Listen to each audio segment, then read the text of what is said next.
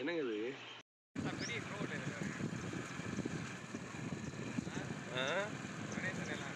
ஆமாம். அவரே ஓடி எல்லாரும் பண்ணுறா. மயெல்லாம் இருக்கு. அப்போ தரதுலையா தெரியுங்க. என்ன பண்ணுறாப்புல மகன்?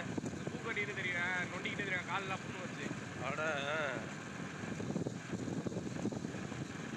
இவ்வளோ நேரம் தண்ணியில் இருப்பாங்க. அப்புறம் தாயமங்கலம் கோயிலுக்கு விரதம் இருப்பாங்க. ஆஞ்சநேயர் கோவில் வழிபாடு. இது வந்து ஆறாவேல் ரோடு. தேவகோட்டையிலேருந்து ஆறாவேல் போகிற ரோடு.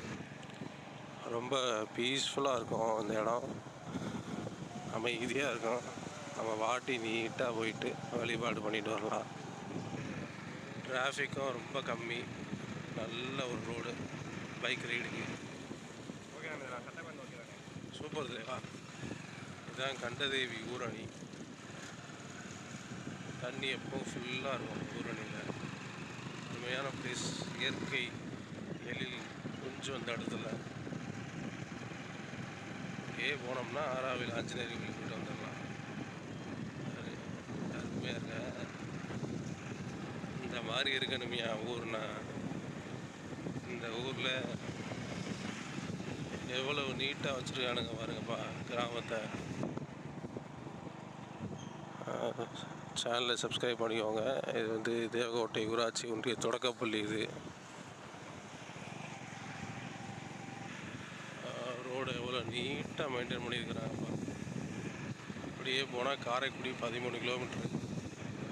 கருவேல மரத்தெல்லாம் கொஞ்சம் அகற்றுனா நல்லாயிருக்கும். அது பூரா கருவேலங்காடு. அதெல்லாம் வந்து அகற்றிட்டு நல்லா தோப்புக்கு அந்த மாதிரி வச்சா ரொம்ப இன்னும் அருமையாக இருக்கும். சில்லுன்னு இருக்கும். இதுவே பாதி காற்றுல உள்ள ஈரப்பதத்தை புரிஞ்சுது. சாயங்காலம் எல்லாத்தையும் சாயந்தரம் வாங்கிங்க. ஓகே. ஆஞ்சநேயர் கோவில் இன்றைக்கி சனிக்கிழமை இல்லையா, அதனால் ரொம்ப விசேஷம். இந்த ஆஞ்சநேயர் கோயிலும் பழமையான கோயில். ஆலமரம், பழமையான ஆலமரம். ரொம்ப அமைதியான இடம். இந்த மாதிரி இடத்துல அப்படியே உட்காந்து இயற்கையை ரசிக்கிறது ஒரு பெரிய ஒரு பாக்கியம்தான்.